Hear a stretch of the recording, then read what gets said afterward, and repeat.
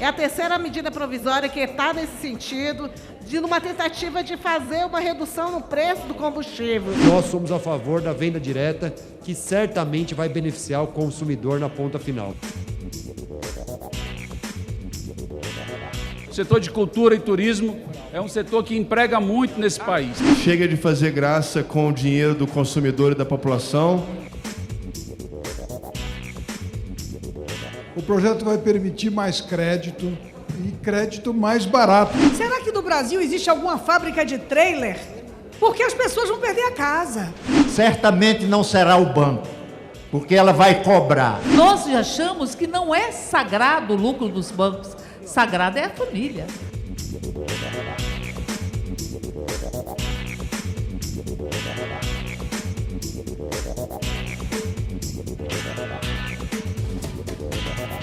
Esta semana, o plenário da Câmara aprovou o Marco Legal das Garantias de Empréstimos, além de 4 medidas provisórias do governo Bolsonaro. Começando pela MP, que altera incentivos fiscais à indústria petroquímica, no âmbito do Regime Especial da Indústria Química, o REIQ. Os deputados aprovaram apenas uma das 6 emendas do Senado para o texto, que agora segue para a sanção presidencial.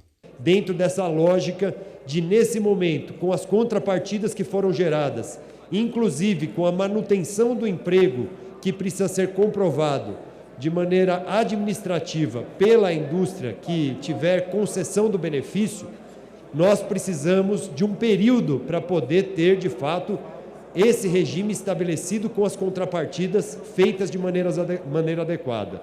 Por isso, esse ano não teria cobrança e é o período de se organizar, com 2 anos sendo postergado na utilização da indústria química. Por isso eu peço, até pelo acordo que foi celebrado, o acordo com a Associação Brasileira da Indústria Química, acordo de postergar 2 anos, acordo inclusive com o governo para poder apoiar esse texto, nós precisamos derrubar a emenda do Senado e eu peço apoio ao projeto relatado aqui na Câmara dos Deputados.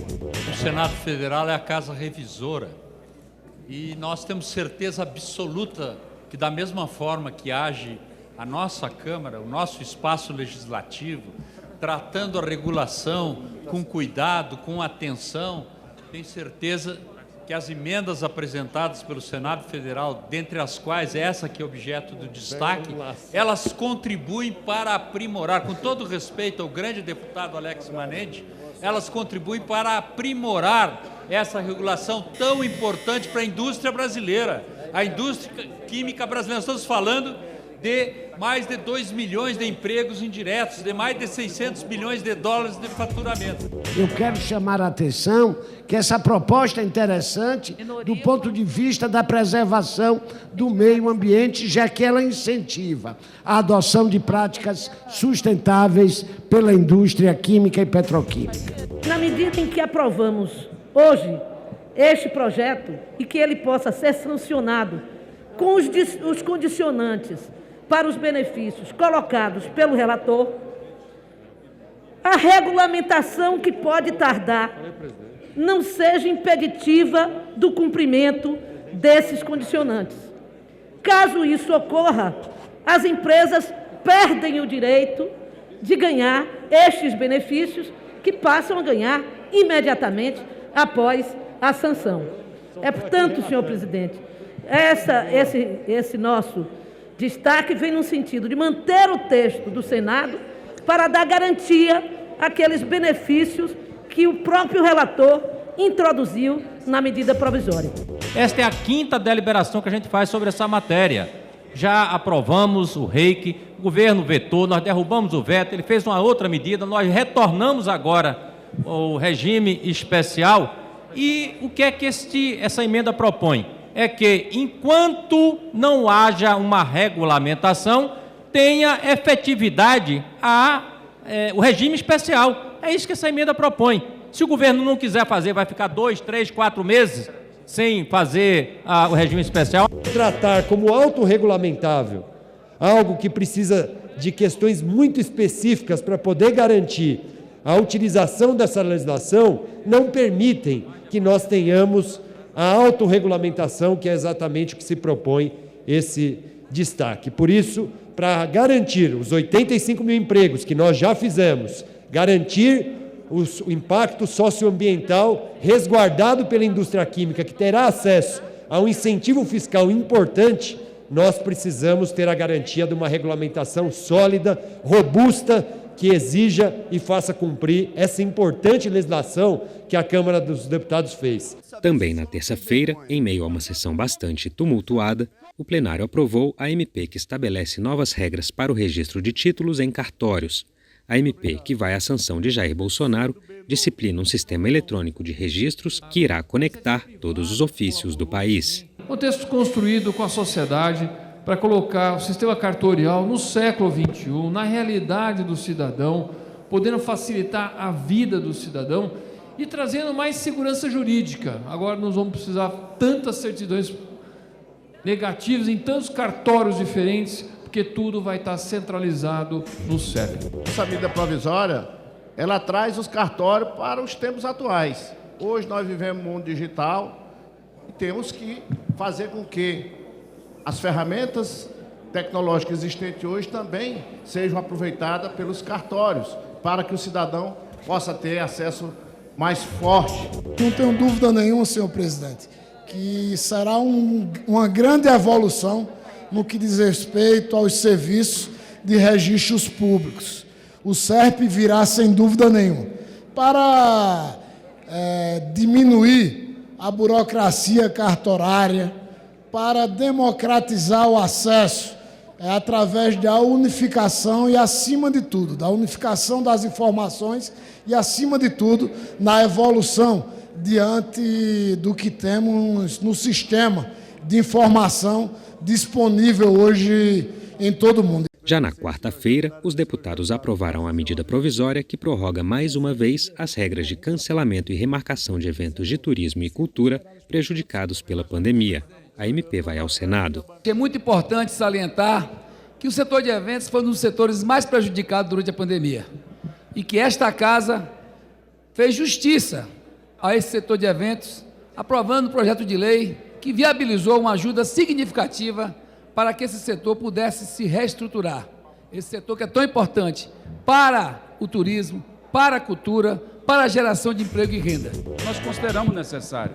O setor de cultura e turismo é um setor que emprega muito nesse país. Por isso, inclusive, que nós defendemos também a derrubada dos vetos da Lei Aldir Blanc e também da Lei Paulo Gustavo. Essas leis reforçam a proteção ao setor cultural e garante a subsistência dessa atividade econômica tão importante para o Brasil.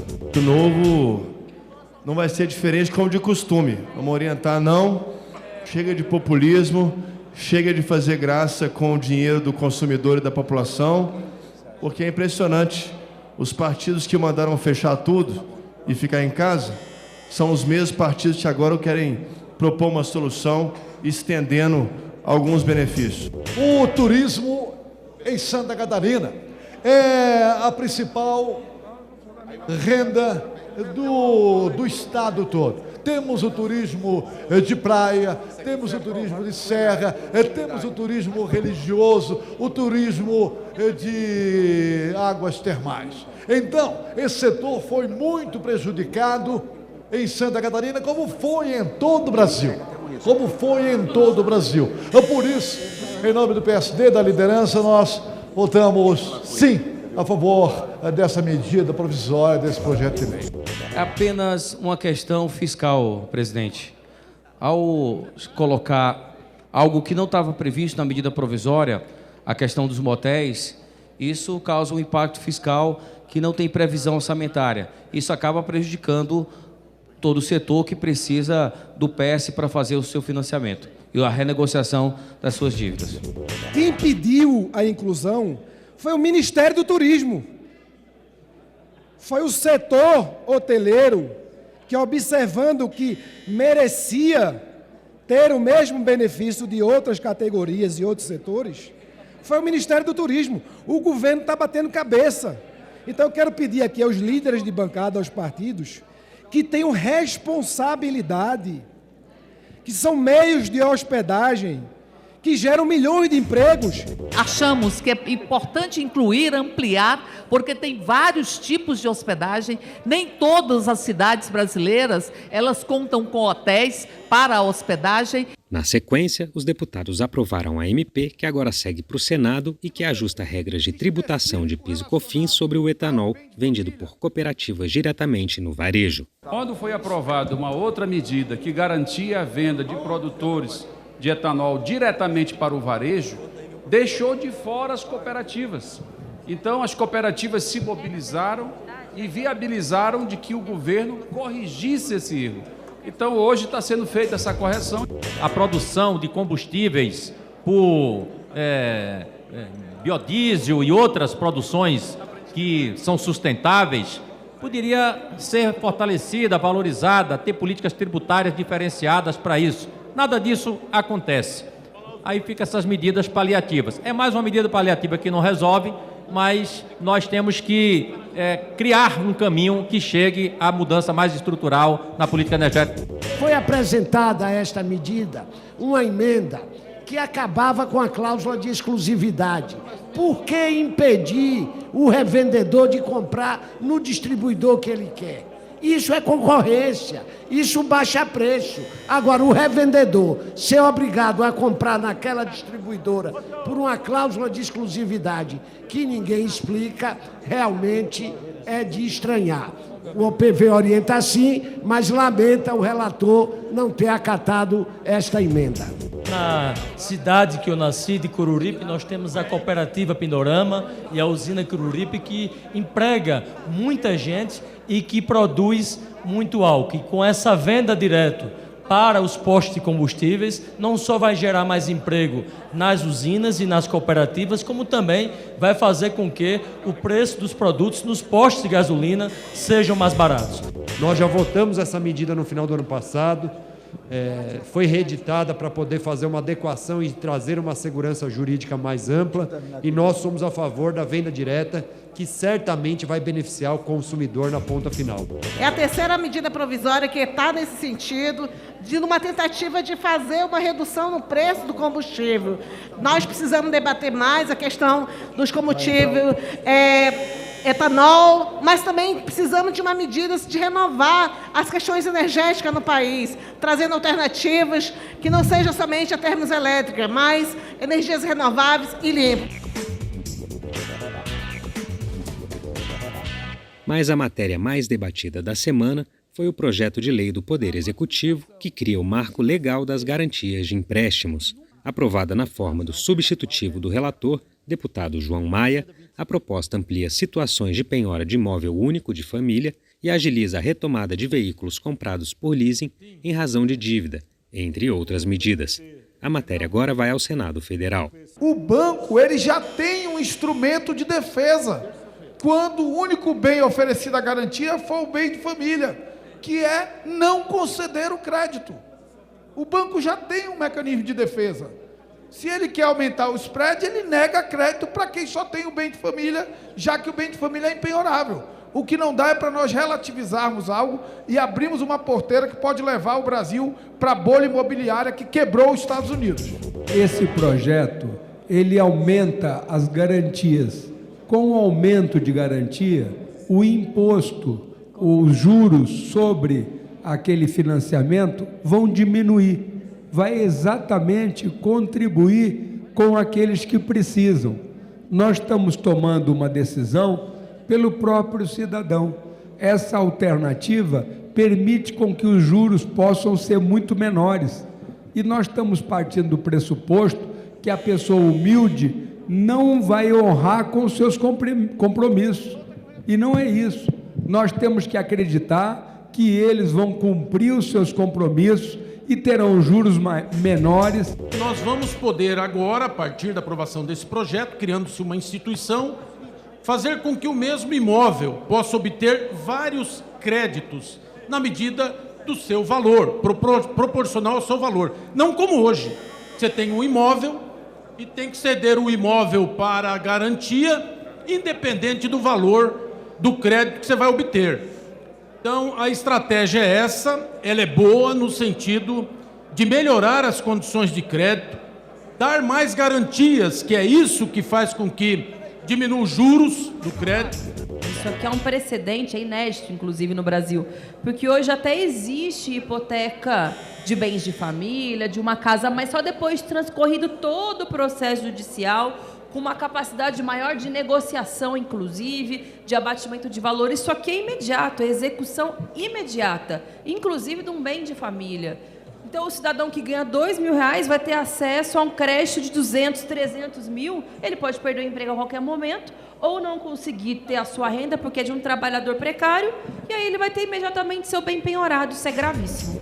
Isso aqui é mais uma forma de você ampliar a participação do sistema bancário brasileiro, que hoje está concentrado em 5 bancos, inclusive 2 do governo federal, que concentram 84% das operações financeiras de todo o país.